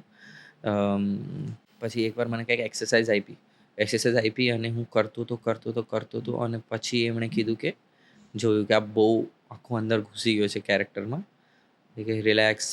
તો પછી હું રૂઈકો અને પછી થોડી વાર પછી મને એમ કહે કે ઓકે શાંત થઈ જા. તો હું બહાર નીકળો અને મને એમ થયું બાપરે હું શું કરતો હતો. તો હું પછી રડવા માંડ્યો, રડતો હતો, બાપરે આ શું કરી નાખ્યું મેં, આમ તેમ. અને પછી એમ કીધું રડવાનું નહીં, ને તો જે તારા અંદર ભર્યું છે બધું નીકળી જશે. તો રડી પણ ન શક્યો. ઓહ, તો એટલે એ સાચવી રાખવાનું છે, જે હા, પરફોર્મ કેમ કે કરવાનું છે એટલે. આપણે રોઈને તો પછી આખો ઇમોશન You release. નીકળી હા, જાય. right, પછી right. તો હું રિલેક્સ થઈને Right. આમ થઈ જાઉં. હા, હા. તો આવી બધા રીતના વર્કશોપ હતા. હા. એ બહુ ડિફિકલ્ટ હતું અને મેં એમ માની લીધું હતું કે મને આવડતું નથી, એમને આવડે છે, એ મને શીખાડશે, મારે શીખવાનું છે. એ મને એ સમય પર કે રાત છે, હા રાત છે. એ મને કે દિવસ છે, તો દિવસ છે. તને નથી આવડતું, ઓકે નથી આવડતું, તું આ શીખવું. મતલબ એકદમ કઠપુતલીની જેમ કામ કર્યું. અને કોઈ બેવકૂફ જ હશે જે ફર્સ્ટ ફિલ્મમાં આટલી મહેનત નહીં કરે. હવે આ મોકો, હવે જે હું ફિલ્મમાં મારું જે નામ થયું એ એક ફિલ્મના કારણે જ મેઇન તો થયું છે. રાઈટ. હવે મર્દાની કર્યું એના કારણે સલામ વેંકી મળ્યું, એના Right. કારણે બીજા ફિલ્મો મળ્યા. ટ્રુ. તો આ બધું થયું જ એટલે કેમ કે એમાં લોન્ચ મળ્યું ને મને. રાઈટ. તો હું એટલે એવા સમય પર હું 100% આપું જ. એમ તો હર વખતે જ આપવાની કોશિશ કરું, પણ એવા સમય પર તો આપણે ગુજરાતીમાં કહીએ ને કે હાથ ધોઈ નાખ્યા એમાં તો એ હાથ ધોઈ performance-માં, હા. અચ્છા, એમાં હાથ ધોઈ નાખ્યા હા હા હા કે હવે બધું પતી ગયું, મારી પાસે બીજું કંઈ આપવા માટે હતું નહીં, બધું આપી બધું દીધું આપી કેરેક્ટરને. દીધું. આવા કેરેક્ટર કરવાથી મગજ પર કંઈ અસર પડે? હા શૂટ પત્યા પછી એમાંથી બહાર નીકળતા થોડો સમય લાગે કે તમારું ઇન જનરલ બિહેવિયર ચેન્જ થઈ ગયું હોય, હા. એવી કોઈ પોસિબિલિટી ખરી? એટલે એ સમય પર તો બહુ થયું હતું. હું અજીબ બિહેવ કરતો હતો. મને નથી ખબર. મારી બેન ને મારો ભાઈ રાહુલ ને ડોલી ને બધા એમ કહેતા હતા કે આવું શું બિહેવ કરે છે, તારી થોડી સોલ ચેન્જ થઈ જવાની છે. હું દીદીને અંધેરી ડ્રોપ કરતો હતો. હું કાંદિવલીથી અંધેરી સુધી દીદીને લઈ ગયો. આખા રસ્તામાં ગીત પણ ન વગાડ્યું ને, તો મને બહુ આમ આદત છે કંઈક ગીત ને બધું ચાલતું રહેવું છે. ગીત પણ ન વગાડ્યું, કાંઈ નહીં. એકદમ ચૂપચાપ કંઈ ને કંઈ સોચતા હું અંધેરીમાં એને ડ્રોપ પણ કરી નાખી. એક શબ્દ પણ ન બોલ્યો હું મારા જ ઝોનમાં. અને કંઈક અજીબ જ વાઇબ ક્રિએટ કરી નાખી. વાળામાં મમ કરી નાખ્યા હતા. આખો ડાર્ક થઈ ગયો હતો. રસ્તામાં આમ ગમે એવી જગ્યા પર બેસતો હતો, જાણી જોઈને બેસતો હતો, વિચારતો હતો કંઈક ને કંઈક. પછી સ્ટાર્ટિંગમાં ખબર એક આમ લંગડાઈને ચાલે છે મારું કેરેક્ટર ફર્સ્ટ સીનમાં, ખોટે.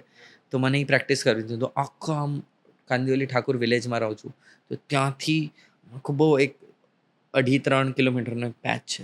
તો અહીંયાથી હું ગયો ચાલતો, થોડોક ચાલ્યો, પછી કપડામાં આમ લંગડાતા આખા રસ્તામાં ચાલ્યો કે પ્રેક્ટિસ થાય. આવું પાગલપણ એકદમ. તો દીદીને બધા કહેતા હતા કે અજીબ બિહેવ કરે. પછી ઘરે આવતો તો માથું દુખતું, આમ લિટરલી માથું દુખતું કે યાર પછી અને છૂટતું જ નહોતું એ એમ. કેમ કે બહુ બધું મિક્સ હતું, પ્રેશર હતું.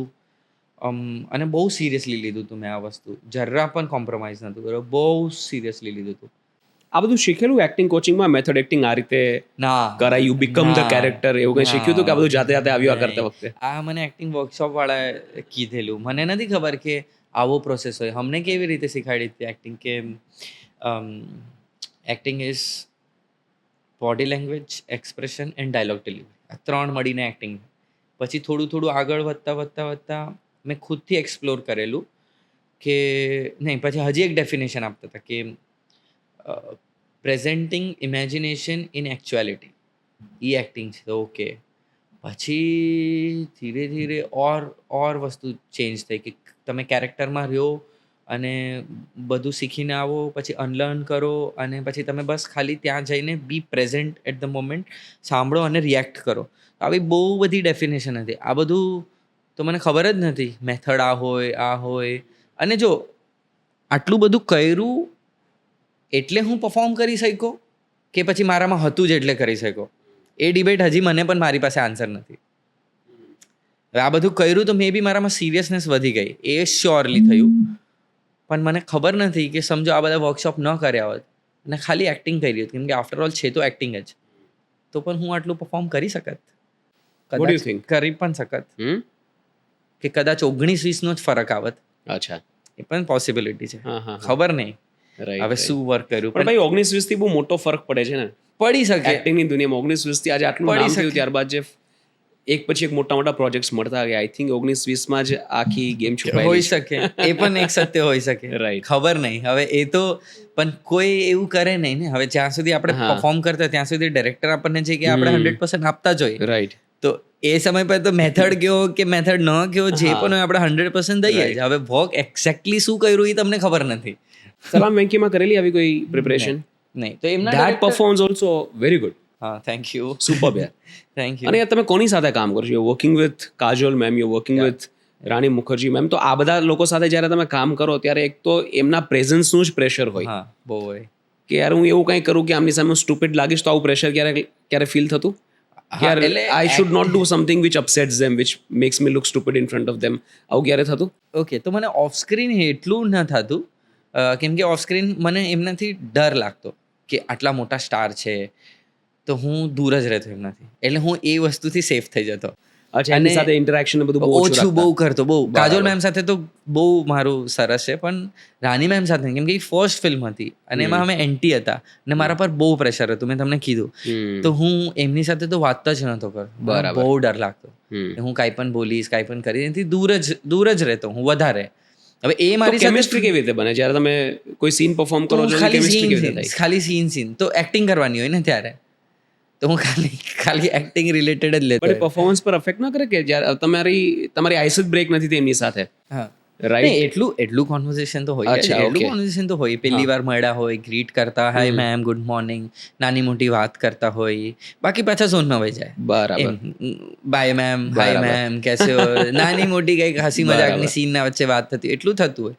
બટ એમ નથી કે બાકી મારા કન્ટેમ્પરરી એક્ટર્સ હોય જેની સાથે હું બેસીને ચિલ કરું છું, કે સીન ખતમ થયો, ચલો એના રૂમમાં ગયા, એ મારા રૂમમાં આવ્યો કે આવી, કે અમે લોકો મસ્તી કરીએ છીએ. ઈશાન જાનવી સાથે ઈશાન જાનવી સાથે કેમિસ્ટ્રી હતી. એકદમ, હા, એકદમ બરાબર. એવી રીતે કે અમે આમ સાથે જીમમાં વહી ગયા કે સ્વિમિંગમાં વહી ગયા કે કોફી પર ગયા, તો એવી મસ્તી, બરાબર. મજા, એકબીજાની ક્લાસ લેવાની, આ બધું જ ચાલતું હોય. બરાબર. અને સિનિયર એક્ટર સાથે એટલું ન કરી હજી ડર લાગે કોઈ સિનિયર એક્ટર સાથે કામ કરવાનું હોય તો? હવે થોડું comfort આવી ગયું છે? ઓછું થઈ ગયું છે, થોડો ડર થોડો ઓછો થઈ ગયો છે. હા. ઓકવર્ડ તો થઈ જાઉં હું, મને ખબર ન પડે તો થોડોક ટાઈમ લઉં હું, જોઉં કે એમનું બિહેવિયર શું છે. ઘણીવાર સ્ટાર્સ જે હોય એ થોડા અનપ્રેડિક્ટેબલ પણ હોય. અનપ્રેડિક્ટેબલ, કે એમને મસ્તી કરવી હોય તો કરશે, પણ આપણે કેટલી કરી શકીએ ખબર નહીં, ક્યારે બગડી જાય એ લોકો, એનું આપણે રિસ્ક ન લઈ શકીએ. ટ્રુ. અને આપણે એટલા સેન્સિટિવ હોય કે આપણને કોઈ કંઈક કહી દીધું હા. તો આપણે 2 દિવસ એ વસ્તુ ગૂંચવાઈ રહેશે દિમાગમાં. તો હું થોડો સેફ રહું, થોડો કે જોઉં. અને ઘણીવાર કેવું હોય કે જ્યારે તમે બહુ અંદર ઘૂસવાની કોશિશ કરો તો it's a turn off for them, તો એ લોકો ઓર તમને બહાર કાઢશે. જ્યારે તમે એમની સ્પેસની રિસ્પેક્ટ કરો તો તમને એ અલાવ પણ કરે અંદર આવવા માટે. એમ કે મારા સાથે પણ એમ જ છે કે હવે કોઈ મારા સ્પેસમાં બહુ આવવાની જબરદસ્તી કોશિશ કરે તો એમનું ઇન્ટેન્શન સમજાઈ જાય. પણ જ્યારે કોઈ મને બરાબર સ્પેસ આપે અને બહુ નેચરલી બિહેવ કરે તો મને એમ થાય કે સેફ છું હું આમની સાથે, રાઈટ. એમના ઇન્ટેન્શન ખરાબ નથી મને લઈને. તો મને પણ ખબર છે, તો એક હ્યુમન નેચર જ થઈ જ જાય તમારા પોઝિશનમાં આવીને તમને સમજાઈ જાય કે બહુ ઘૂસવાની કોશિશ કરે તો કે આના ઇન્ટેન્શન કંઈક તો ગડબડ લાગે છે, તો તમે જવા દો એમને. સેફ સ્પેસ આપે તો તમે અલાવ કરો એમને કે આવ ને, બેસ ને, વાત કરીએ આપણે એમ. રાઈટ. આઈ એમ સો હેપી કે આટલું ઓપનલી તમે આ કેન્ડિડલી શેર કરો છો તમારી બધી એ સમયની ઇન્સિક્યોરિટીઝ, તમે શું ફીલ કર્યું, તમારા બધા ફિયર્સ અને એક્ઝેક્ટલી શું ફીલ થતું હતું.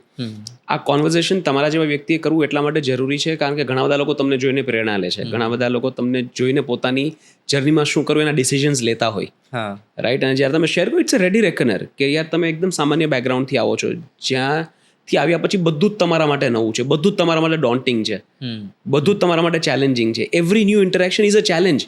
કારણ કે યાર આપણે આવીએ છીએ એવા બેકગ્રાઉન્ડથી કે કોઈ ફડફડાટ ઇંગ્લિશમાં વાતો કરે છે તો એની સાથે, અને એમનું અપબ્રિંગિંગ અલગ છે, સ્ટાર કિડ છે, તો એમની સાથે જેલ થવું એ પણ એક આપણા માટે ચેલેન્જ છે, કોઈ બીજી વ્યક્તિ માટે નોર્મલ હોઈ શકે. તો જ્યારે સામાન્ય લોકો આ પોડકાસ્ટ જોતા હોય ને એની માટે રેડી રેકનર છે. સાચી વાત રાઈટ. છે. સો થેન્ક યુ કે તમે આટલું ઓપનલી બધી વસ્તુ શેર કરો છો. નહીં, એટલે જ કરું, એટલે જ હું પહેલાં મારી બેનને એમ કહેતો હતો કે હું છે ને મારા લાઈફમાં ક્યારે પણ ઇન્ટરવ્યૂમાં મેં એ સ્ટ્રગલ કિયા હે, વો સ્ટ્રગલ કિયા, આવી બધી વાતો હું નહીં નાખું. મેં આ મહેનત કરી છે, તો એ કહે કે મેં કીધું મને બહુ એમ લાગશે કે શો ઓફ છે. દીદી કહે કે શો ઓફ નથી. એ કહે તું જ્યારે એમ કહીશ ને તો બીજા જે લોકો સાંભળતા હશે એ લોકોને એવું લાગશે કે અગર આ અહીંયા પહોંચી શકે તો આપણે પણ પહોંચી શકીએ, તો એ મોટિવેટ કરશે. તો તારે જે કહેવાનો તરીકો છે એનું ઇન્ટેન્શન એ નથી કે તું તારી સ્ટ્રગલ ગણાવ, એ છે કે એનાથી બીજા લોકોને હેલ્પ થશે. અને મને હવે જ્યારે મળું ત્યારે મને ઘણા લોકો એમ કહે કે હમ તમારી જર્ની સે રિલેટ કરતે, અને મારા ખુદના ફ્રેન્ડ્સ જે બહુ ટેલેન્ટેડ છે એ લોકો એમ કહે કે મને જોઈને કે તને જોઈને અમને હોપ આવે છે કે અગર આ થઈ શકે તો અમારું પણ થઈ જશે. બધા લોકો એમ કે ટીવી એક્ટર અહીંયા સુધી ન પહોંચી શકે, તો કેમ ન પહોંચી શકે? હું તો સાવધાન ઇન્ડિયા ક્રાઇમ પેટ્રોલમાં એપિસોડિક શોમાં નાના રોલ કરતો હતો, એક દિવસનું કામ કરતો હતો, ફિલ્મ મોટી કર્યા પછી પણ નાના મોટા રોલ કરતો હતો. તો અગર હું કરી શકું છું તો થઈ જ શકે છે, પોસિબલ છે. એ પોસિબિલિટી નથી એવું નથી. તો એ લોકોને એ મોટિવેશન મળે અને મને બહુ ગમ્યું, એટલે હવે હું ઓર ખુલીને વાત કરું આના ઉપર. રાઈટ.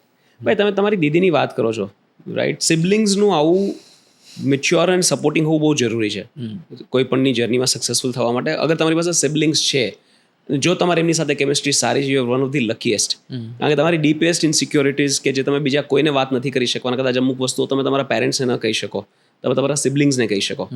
રાઈટ. તો તમારા જીવનમાં તમારા સિબલિંગ્સનો ફાળો કેવી રીતે રહ્યો છે? બહુ જ હું મારા ફેમિલી વગર કાંઈ જ નથી, હું સાચે જ માનું છું. મારા ફેમિલી મને એકદમ, હું ફેસ છું ખાલી, પણ કામ કરવાવાળા એકચ્યુઅલી બીજા છે. વાહ. મારું ધ્યાન રાખવાવાળા બીજા છે હરેક વસ્તુમાં. હું ઘરેથી સવારે ઉઠું ત્યારથી હું ઘરની બહાર નીકળું ત્યાં સુધી એક એક વસ્તુ મને શું જોઈએ શું નહીં બધી રેડી હોય. અને એ લોકોનું ખાલી કામ એ જ નથી મારા પાછળ કામ કરવાનું, પણ એ લોકો મારા પર એટલું ધ્યાન અને મારા માટે એટલો પ્રેમ મને આપે. કાલે જ અમારી એટલી બધી વાત થઈ હતી. મારી અમુક વીકનેસ છે, મારી અમુક પ્રોબ્લેમ્સ છે જે એ લોકોને એમ હતું કે નહીં આમાં પર સુધાર લાવવો જોઈએ. તો પ્રોપર એ લોકોએ આખી મીટિંગ બેસાડી, વાત કરી મારા સાથે, અને બહુ મારી બેન એકદમ પ્રેમથી બહુ સારી રીતે મને સમજાવ્યો. અને એ લોકો મારી બહુ રિસ્પેક્ટ કરે, અને હું એ વસ્તુની રિસ્પોન્સિબિલિટીનું પ્રેશર આવે બટ તો પણ હું લઉં. એટલે એ લોકો કેટલી મોટી વાત કાલે કરેલી હું તમને કેવી રીતે કહું શબ્દોમાં. એ લોકો કંઈ બીજા કોઈ મને કહેતા આમ થાય છે એ કે બીજા કોઈ કે નહીં કે તું તારા પર એટલો ભરોસો છે ને કે તું અમને એમ કહે ને કે ઉપર ચડીને કૂદી જતો હું કે હું કૂદી જઈશ, સોચીશ પણ નહીં. વાહ. આટલું અને બધા લોકોને મારા પર આટલું પ્રેમ ને એટલું એવું છે. કેમ છે ખબર નહીં, આ પણ મને બ્લેસિંગ લાગે. કેમ છે મને પણ નથી ખબર, એ લોકોને પણ નથી ખબર કે કેમ મારા માટે આટલું. રાઈટ. તો અને કાંઈ પણ મને હું કેટલી વાર હું 2 વાર પ્રોપર ડિપ્રેશનમાં ગયેલો છું. એમાંથી આખો મને બહાર કાઢવાવાળી મારી ફેમિલી, મારો ભાઈ નાની વસ્તુ હું કપડાં કયા પહેરું એના ઉપર પણ હું કંઈક બીજું જ કંઈક પહેરીને આવવાનો હતો. ભાઈ આ નહીં, આ પહેર, આવા વાળ રાખ, આમ કર તેમ કર. અને આ નાની વસ્તુ તમને નથી ખબર, હું એવો ચીડી જઈશ કે રોજ બહાર જવાનું, રોજ પ્રોપર તૈયાર થઈને જવાનું, પ્રેઝન્ટેબલ રહેવાનું. હવે હું રોજ કેવી રીતે આટલું કરું તો હું ઘણીવાર ઇરિટેટ થઈ જાઉં કે યાર હું કેવી રીતે કરું આટલું બધું, હું થાકી ગયો છું. એટલે કે આ પહેરી લે, તું એક કામ કર, તું અહીંયા પહોંચીશ ત્યાં સુધી હું તને આ કરીને દઈશ. મારા ફોટા સિલેક્ટ કરવામાં હું એકલો ન કરી શકું, પોસ્ટ કરવા માટે કયું ગીત નાખવું ન ખબર હોય, આ સારું લાગે નથી જોતું, વેલિડેશન જોઈએ. મારો ભાઈ, મારી બેન મારું અકાઉન્ટથી લઈને બધું કામ એવી રીતે સંભાળી લે મને ખબર પણ ન હોય. તો મને મારા પૈસાની કાંઈ ખબર નહીં. દીદી આખું A to Z, લગ્ન થઈ ગયા છે એના 5 વર્ષ, પણ એવું લાગે પણ નહીં કે એ બીજા ઘરમાં રહેતી હશે. તો એકદમ મારા ફેમિલી ઇન ટોટલ, મારી ફેમિલી એ મારી એકદમ બેન જેવી ફીઝુ, જેમના કારણે જ હું આ પોડકાસ્ટ પર આવ્યો છું. એ પણ બહુ જ એકદમ આમ બહુ જ ધ્યાન રાખે. કાંઈ પણ વસ્તુ હોય ને તો મારા ફેમિલી મારું એકદમ સ્ટ્રોંગેસ્ટ પિલર છે. હું ખાલી ફેસ છું. રાઈટ. હું ખાલી ફેસ છું. એવું લાગે છે કે જો તમારા પપ્પા હયાત હોત તો અત્યારે આ બધું જોઈને ખૂબ ખુશ થતા હોત, અને એવી કઈ વસ્તુ છે that you really want him to see wherever he is, કે પપ્પા આ જો? તો બહુ એકદમ એક્યુરેટ વસ્તુ તમે કીધી છે. મને દુઃખના દિવસોમાં પપ્પાની એટલી યાદ ના આવે, મને સુખના દિવસોમાં બહુ યાદ આવે. જેમ કે હું સારી એવી ગાડીમાં ફરતો ત્યારે મને એમ થાય કે મારા પપ્પા હોત ને તો કદાચ એ ડ્રાઈવ કરતા હોત, હું બાજુમાં બેસ્યો હોત. કાં તો ક્યાંક એમને જવું હોત તો હું મારા સોનુભાઈ છે એમની સાથે એમને મોકલી દેત. એને કેવું લાગત કે મારી પાસે એક માણસ છે અને હું ગાડીમાં બેસ્યો છું, લક્ઝરી ગાડીમાં જાઉં છું. અવોર્ડ્સમાં એમને સાથે લઈ જાત, એમને બ્લેઝર પહેરાવત, ટાઈ વાય કોઈક દિવસ કદાચ જીવનમાં ક્યારેય પણ પહેર્યું નહીં હોય એમણે. એસીવાળા ઘરમાં સૂત, એસીવાળા ઘરમાં રેત, બાલ્કનીમાં બેસા ચા પીતા હોત, કે એમને નવી સરસ એવી બાઇક લઈ દેત હું, અને અવોર્ડ ફંક્શનમાં લઈ જાય. તો આવી બધી વસ્તુ આમ જ્યારે જોઉં ને કંઈક મોટી હોટેલમાં જતો હોય ત્યારે, મોટા કામ કરતો હોય, મોટા એવા લોકોની સાથે હું કામ કરતો હોઉં છું જેમના મારા પપ્પા બહુ ફેન હતા. શૂટિંગ જોવા માટે પગ પર દંડા ખાધેલા છે મારા પપ્પાએ. તો હવે તો મારી સાથે શૂટ પર આવત તો એમને કેવી મજા આવે. તો એક ઇમેજિન કરતો હું કે એમને કેવું લાગતું હોત. દુઃખના દિવસોમાં મને એટલું એવું ના થાય, પણ સુખના દિવસોમાં હમણાં એવું બહુ લાગે મને. Wow, how sweet. I am sure જ્યાં હશે ત્યાંથી આ બધું જોતા હશે અને ખૂબ ખુશ થતા હશે, અને ખૂબ ગર્વ પણ લેતા હશે કે મારો દીકરો અહીંયા પહોંચી ગયો. હા, સાચી વાત છે. પણ ભાઈ આ બધું તો જ પોસિબલ છે જે તમારા સિબલિંગ્સ વચ્ચેનું જે બોન્ડિંગ છે, તમારી જે ભાષામાં જે વિનમ્રતા છે, જે ડેપ્થ છે, જે અન્ડરસ્ટેન્ડિંગ છે, આ બધું અપબ્રિંગિંગથી આવે. અને hats of to your mother કે એમને આટલી બધી કઠણાઈઓ હોવા છતાં બાળકોનો આવી રીતે ઉછેર કર્યો. બાળકોને એમના સપના ચેસ કરવા માટેની છૂટ આપી. માત્ર છૂટ નથી આપી, સપોર્ટ પણ કર્યો. ને ભાઈ મારું એવું માનવું છે કે આ દુનિયામાં સૌથી પાવરફુલ ફોર્સ જો કોઈ હોય ને તો એ છે એક માનવ પ્રેમ. એટલો બધો નિસ્વાર્થ પ્રેમ હોય છે, એટલો બધો સેલ્ફલેસ હોય છે. તમે યાર પ્રાણી જગતમાં પણ જુઓ, રાઈટ? બચ્ચાઓ ઉપર જ્યારે અટેક થતો હોય, રાઈટ, ત્યારે કદાચ ફાધર્સ ત્યાંથી જતા રહેતા હશે, but mothers stand their ground. They are ready to sacrifice their lives to save the children. હવે એ તો બચ્ચાઓ મોટા થઈને જતા રહેવાના છે, એને ખબર પણ છે કે આ જ રીતે વે ઓફ ધ વર્લ્ડ છે, પણ છતાં પોતાના બાળકોની રક્ષા કરવા માટે જીવ આપી દે એવી તૈયારી માત્ર માની હોય. Right, I want to talk a little more about your bond with your mother. કે જ્યારે આ રીતની અપબ્રિંગિંગ હોય, આ રીતનું બેકગ્રાઉન્ડ હોય, ત્યારે મા સાથે બાળક કેવી રીતે જોડાઈ જાય ઇમોશનલી? તો હું મારા મમ્મીને એકચ્યુઅલી ભગવાનનો જ દરજ્જો આપતો હોઉં છું ને આપું છું. રોજ સવારે ઉઠવાનું હોય તો હમણાં પાછું જ સિસ્ટમ ચેન્જ કરી નાખી 2 દિવસથી. પહેલાં હું ભગવાનને પગે લાગતો ને પછી મમ્મીને. હવે મેં કીધું જ કે હવેથી ઉલટું છે, પહેલાં મમ્મીને પગે પછી ભગવાનને. મમ્મી કે ના, મેં કીધું નહીં મમ્મી, એમ જ હોય. ભગવાનનો દરજ્જોનો મતલબ એ નથી કે મારા મમ્મી ભગવાન છે. મારા માટે છે, મારા મમ્મી હ્યુમન જ છે. મારા મમ્મીનું નોકઝોક પણ થતી હોય, મારા મમ્મી મને ખીજાતા પણ હોય, હું નારાજ થઈ જાઉં, મમ્મી નારાજ થઈ જાય, આ બધું છે જ. બટ મારા મમ્મીએ અમારા માટે જે કર્યું છે, જે એમણે લાઈફ જોઈ છે, અને મારા મમ્મીએ અમારા માટે જે સેક્રિફાઈસ કર્યું છે, અને માં એક એવી વસ્તુ જ છે બાય નેચર જ કે એ છોકરાઓ માટે જીવ પણ દઈ દે. એટલે મને મમ્મીના માટે બહુ છે. ને એવી એવી વસ્તુ જે તો હું ગણી પણ નહીં શકું અને ક્યારેય કહી પણ નહીં શકું. તો એ બધી વસ્તુ મને ખબર છે. મારા મમ્મીની સાથે મારું મધર સનનું રિલેશન તો છે જ, બટ એઝ અ ફ્રેન્ડ પણ છે. જે મારા ભાઈ અને બેનને જે વાતો હું ન કરતો હોય, હું મમ્મીને કરું. હા, હું મમ્મીને એ વાત કરું. ક્યારે કંઈ ખોટું બોલાઈ ગયું હોય તો મને જ્યાં સુધી મમ્મીને સાચું ન કહી દઉં, તેથી મારા મનમાં ચાલતું જ રહે, મમ્મી ક્યાંક મળ્યા, એકલા મળ્યા, સરસ માહોલ છે, મમ્મી આમ થયું છે. તો કે મને તો ખબર અને ખબર જ હતી, તારું મોઢું જોઈને જ સમજી ગઈ હતી. મેં કીધું હા, પણ હું ત્યારે ન કહી શકું, હવે કહું છું. તો એવી વસ્તુ જે ઘણીવાર ન કહેવા વાળી વસ્તુ હોય કે આ તો મારે છુપાડવું જ જોઈએ, આ તો ન કહેવાય, હવે તું 31 વર્ષનો થયો પણ મારાથી રહે નહીં, તો હું મારા મમ્મીને કહી દઉં. અમુક એવી વસ્તુ જે મારી મિસ્ટેક્સ હોય કે આ મારે નહોતું કરવા જેવું, તો હું જ્યારે બહુ ડિપ્રેસ્ડ હતો, બહુ લો ફેઝ હતો મારો, અને મારા મનમાં અમુક વસ્તુ એવી ચાલતી હતી, બહુ ગિલ્ટ હતું મને અમુક વસ્તુને લઈને, તો મારા મમ્મી કે મારા મમ્મી સમજી જાય, તારે કંઈ કેવું છે? તો નહીં, તારે કંઈ કેવું છે મને ખબર છે. તો અડધો કલાક લાગી જાય મારાથી ઉગલવા આવતા, આમ દિવસો લાગી જાય ઘણી વાર. તો કે ચાલ, અંદરનો દરવાજો બંધ કર્યો, કીધું શું છે બોલ. મેં કીધું મમ્મી આમ નીકળે જ નહીં જબાનથી, આમ એવું વસ્તુ મેં મમ્મીને કહી દીધું.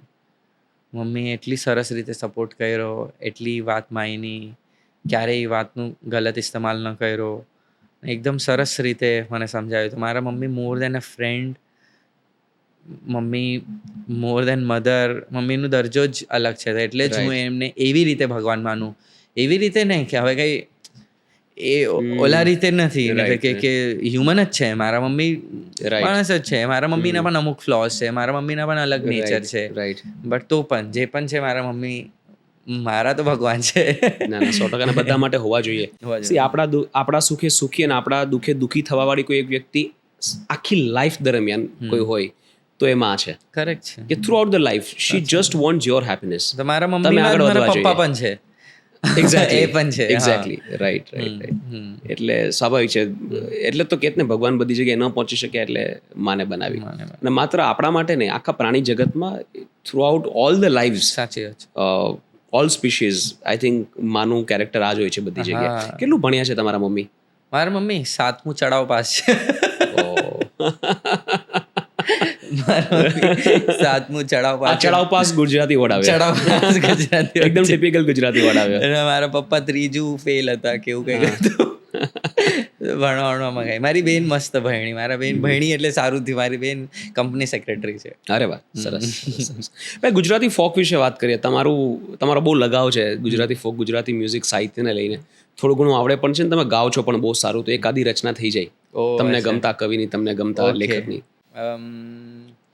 એમ તો ઘણું બધું છે. આજે કંઈક નવું ટ્રાય કરવું છે. દાખલા મને એમ છે કે હું ટ્રાય કરું. થઈ જાય. અગર ભૂલું ગડબડ કરું તો પાછું વચ્ચે એક રીટેક આવજો હા પ્લીઝ.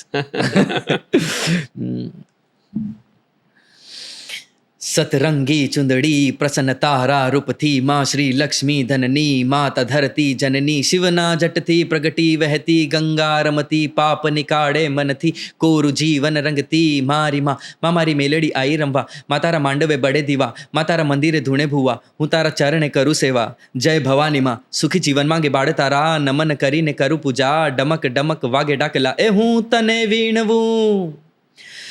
હું તને વીણવું ખોડિયારમાં ગરબે રમવા આવ એ હું તને વીણવું ખોડિયારમાં ગરબે રમવા આવ રે સરખે સરખી સાહેલડીમાં રમવાની સરીમાં એ સરખે સરખી સાહેલડીમાં રમવાની સરીમાં ઘડી ઘડીનો ડમરો રે માં પૂજું માં જમરાત અરે સરખે સરખી સાહેલડીમાં રમવાની સરીમાં એ રમવા રમવા રમવા રમવા રમવા રમવા રમવા એ રમવા આવે માડી રમવા આવે હાજમાત મેલડી રમવા આવે. ક્યા બાત વાહ ભાઈ વાહ, સુપર સુપર. Thank you. ભાઈ હમણાં શું ચાલે છે લાઈફમાં? What can we expect next from Vishal Jethwa? Good projects, dream project. અચ્છા, ડ્રીમ પ્રોજેક્ટ ચાલે છે. ડ્રીમ પ્રોજેક્ટ, હા. બહુ સમયથી એવી કોઈ ફિલ્મ થોડી અમને ગ્લિમ્સ આપો તમારા ડ્રીમની. બહુ તો નહીં કહી શકું, એના માટે તો વેઇટ જ કરો. બટ એક ફિલ્મ કરી છે મેં, બહુ ઈચ્છા હતી. બધા જ્યારે પણ ઇન્ડસ્ટ્રીમાં આવે ત્યારે બધા એક્ટર્સ એમ જ ડ્રીમ કરીને આવે કે ક્યારે ને ક્યારે હીરો બનશે અને એવી રીતે પ્રેઝન્ટ થશે. તો એક ફિલ્મ કરી છે મેં હમણાં, થોડું એવું શૂટ બાકી છે એનું, તો એમાં એઝ પ્રોપર હીરોના તરીકે સે પ્રેઝન્ટ થાઉં છું. આઈ રિયલી હોપ કે લોકો મને આમાં પણ એક્સેપ્ટ કરે, કેમ કે અત્યાર સુધી મેં વધારે આર્ટિસ્ટિક કામ કર્યા છે. આર્ટિસ્ટિક ઝોનમાં હું વધારે દેખાણો છું. આ વખતે થોડું કમર્શિયલ ઝોનમાં પણ દેખાવાનો છું, તો એ એક મારા માટે બહુ નવું વસ્તુ છે. વેબ સિરીઝ કરું છું બહુ જ દિગ્ગજ, બહુ જ સરસ ડિરેક્ટર સાથે, બહુ નામચીન ડિરેક્ટર સાથે. નામ નહીં લઈ શકું, બટ સારા પ્લેટફોર્મની સારી એવી સિરીઝ, બહુ જ સરસ રોલ સાથે, એમાં પણ સરસ એક્ટર્સ છે. તો હા, હમણાં આ છે. વાહ. અને આગળ પણ આ વર્ષ ઘણું બિઝી છે, તો કામમાં હું આમાં વ્યસ્ત રહેવાનો છું. Super no wish you all the best. અમે તમને અત્યારથી બાહેંધરી આપીએ છીએ કે we will accept you as the hero. Oh, thank you. And look forward to seeing you as the hero. Thank you. Not just hero, as a star. Oh, thank you. So Really wish you the hope best, that. wish Thank you all the luck. Thank you.